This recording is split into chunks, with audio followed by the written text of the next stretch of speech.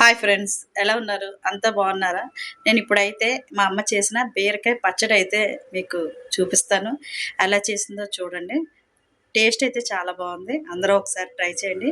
మీకు ఈ వీడియో నచ్చితే లైక్ చేయండి, షేర్ చేయండి, సబ్స్క్రైబ్ చేయండి.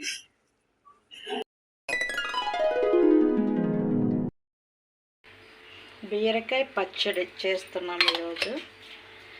ఫస్ట్ ఆయిల్ వేసుకుని కళాయిలోని వెల్లుల్లిపాయలు వేసి వేయించాలి ఫస్ట్ నూనెలోనే. తర్వాత పచ్చిమిరపకాయలు కూడా వేయాలి, కరివేపాకు కూడా వేయాలి.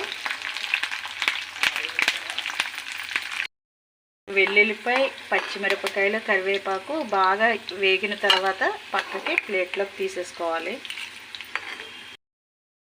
కొంచెం చిన్న చింతపిక్క అయితే వేసుకోవాలి ఈ బీరకాయ ముక్కలతో పాటు. ఆ చింతపండు కూడా ముక్కలతో పాటు బాగా వేయించాలి.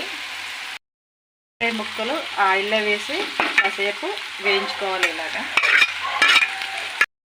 పచ్చడి అయితే మా అమ్మ చేస్తుందండి. మా అమ్మ వంటలు అయితే చాలా బాగా చేస్తుంది. బీరకాయ పచ్చడి అయితే చాలా టేస్ట్గా అయితే ఉంటుంది. నేను చాలాసార్లు తింటూ ఉంటాను, ఎప్పుడు చేయమంటాను కూడా. పౌడర్ కూడా ఈ పచ్చిమిరపకాయలు, ఎల్లుల్లిపాయ, కరివేపాకు పక్కన పెట్టుకున్నాం కదా, కొంచెం ధనియాల పొడి తీసుకుని పక్కన పెట్టుకోవాలి వాటిలో వేసుకుని. అలాగే కొంచెం తగినంత సాల్ట్ కూడా వేసుకోవాలి. ముక్కలు అయితే బాగా మగ్గే వరకు ఇలాగ వేయించుకుని పక్కన పెట్టుకోవాలి. పౌడర్ కూడా ఈ పచ్చిమిరపకాయలు, ఎల్లుల్లిపాయ, కరివేపాకు పక్కన పెట్టుకున్నాం కదా, కొంచెం ధనియాల పొడి తీసుకుని పక్కన పెట్టుకోవాలి వాటిలో వేసుకుని. అలాగే కొంచెం తగినంత సాల్ట్ కూడా వేసుకోవాలి. మగ్గిపోయిన ఈ బీరకాయ ముక్కలను కూడా మిక్సీ గిన్నెలోకి తీసుకోవాలి, జార్లోకి. చూడండి, కొంచెం వేడి చల్లారిన తర్వాత మనం మిక్సీ పట్టేసుకోవాలి. మిక్సీ జార్లోకి ఈ వేయించి పెట్టుకున్న అన్నీ కూడా వేసుకోవాలి, వేసి మిక్సీ పట్టాలి. బీరకాయ చట్నీ అయితే తయారైపోయింది. పచ్చడి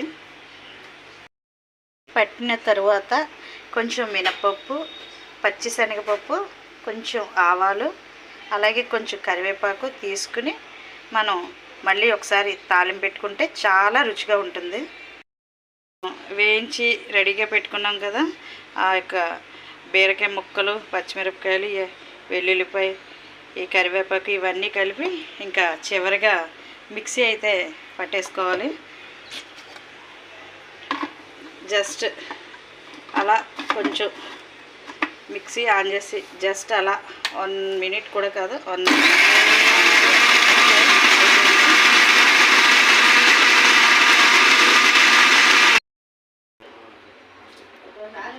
బీరకాయ చట్నీ అయితే రెడీ అయిపోయింది.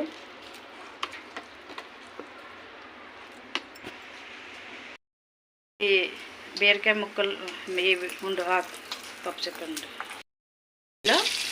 ఈ పోపు సామాను వేసుకోవాలి. కరివేపాకు వేసుకుని కాస్త దూరగా అయితే వేయించుకోవాలి.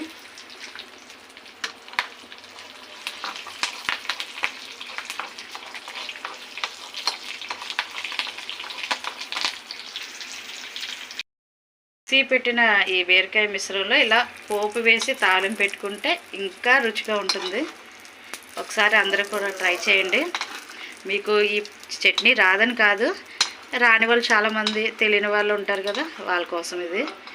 కొత్తగా జాబ్ చేసేవాళ్ళు, కొత్తగా పెళ్ళి అయ్యేవాళ్ళు ఇదైతే చూసుకుంటారు ఈ వీడియో అనేసి ఈ వీడియో చేసాం.